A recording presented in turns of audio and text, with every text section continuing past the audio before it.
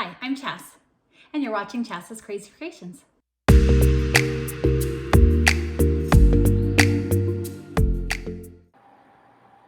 For this project, I'm going to be using a wooden cutting board that I found from the dollar store. I've printed my son's note to me on a regular sheet of paper. I don't want to use the original, and that's why I've printed it on regular paper. Next, I just need to trim up his little note to me, just so I have a little more access to it. Doesn't need to be perfect because I just need to have access to the words. So I'll go ahead and remove that, and we have one more step to do.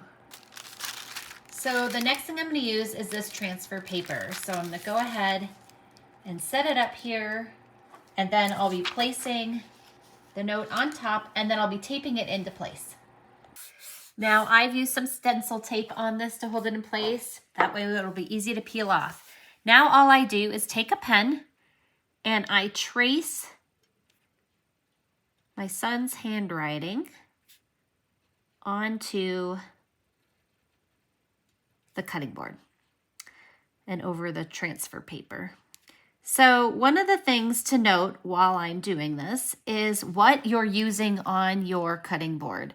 It will be touching food, so you want to make sure that whatever you're doing is safe for food. Now, it is recommended that you use the opposite side for cutting because it won't be compromised, so you can decorate the one side and then use the opposite side. And all I'm doing here is just preserving my son's handwriting. So I'll go ahead and finish this up, and then we'll peel it off.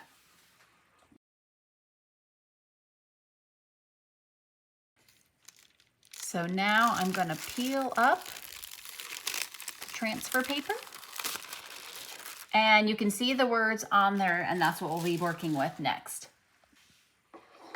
Now I've got my plaid wood burning tool. I've got it turned on, the tip that I want to use inside of it, and all I have to do is trace the handwriting, and it will be wood burned right into the wood. The great thing about this is you can clean it however you want and it won't come off. So it's not something that's sitting on the top of the wood. And again, like I could, by default, I'll probably use the opposite side for cutting things, but you could use this side because it is wood burned. It's not a chemical thing that is on the cutting board. So I can use it. You could also use this as a coaster. And there are other things you could wood burn too, like maybe you want to wood burn a recipe in this or a design, or you can just preserve signatures of people that have been meaningful in your life. So there's a lot of possibilities with a wood burning tool. And again, this for me is a great gift idea, and I will be using this in my home for sure. But let me go ahead and finish this up and I'll show you what it looks like.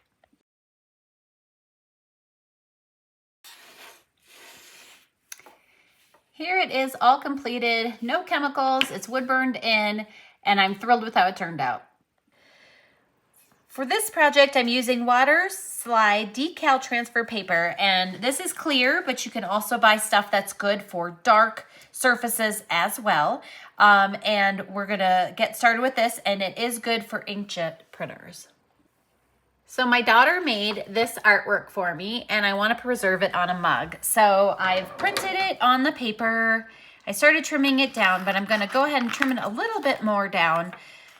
Whatever you have that you use, like all of this will show up on whatever surface you want. So I'm gonna start with just kind of trimming it down here to about the size I want. I may trim this down more, but there's one step that we need to do next. So I'm gonna stop right here and we'll talk about the next step.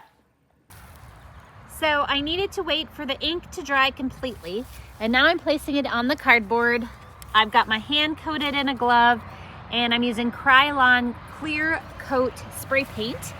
And I just need to give it a good coat to seal the ink. And now I wait for that to dry completely. Okay, now that it's dry, I'm gonna go ahead and set it in here and let it soak in some water for about 30 seconds. So next I reach in here and I start to slide this off of the paper. So I'm gonna move the paper out of the way. I'm gonna move my mug up close so you can see it. Now, one thing to note here is that I did clean this mug with alcohol, and that way it's nice and clear. So I'm gonna go ahead and set this onto my mug like so. And then I'm gonna slide this out from underneath so that I have it onto. And now I'm gonna smooth out all the bubbles like so. So here's a little look at what it looks like. And we'll go ahead and let that dry for a second. So I went ahead and I'll be using print and transfer iron-ons. And this is good for inkjet printers, and this one is particularly good for light fabrics. They do make some that's good for dark fabrics. Free it from all the wrinkles, so I get a nice, clean surface to do my transfer on. So I'm going to go ahead, finish ironing this, and then we'll talk about what's next.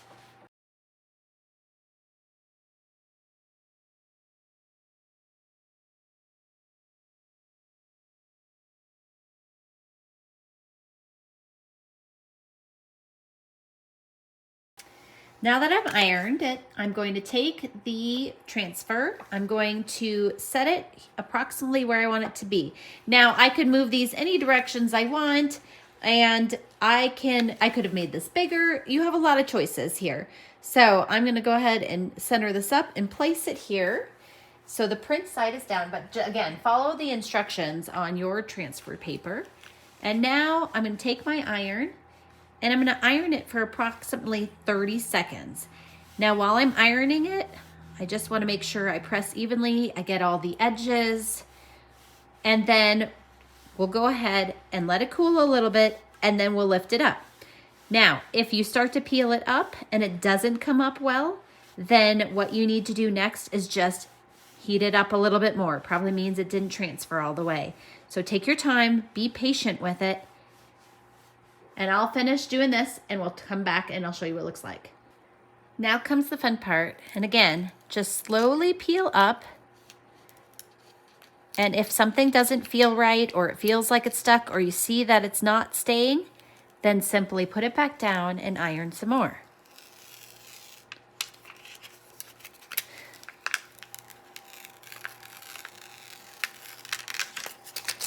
And there we go. This is all done. And I love how it turned out. And I have my son's handprints on my dish towel, and red happens to be his favorite color. Fantastic and easy ways to save memories and great gift ideas. And again, these are flexible, that you can use them in endless possibilities. And I hope this inspires you to preserve some artwork or heirlooms or memories of your own. I'd love it if you'd subscribe to my YouTube channel and my blog at chascrazycreations.com. Thanks for watching, and I'll see you in my next video. And don't forget to like, share, and subscribe.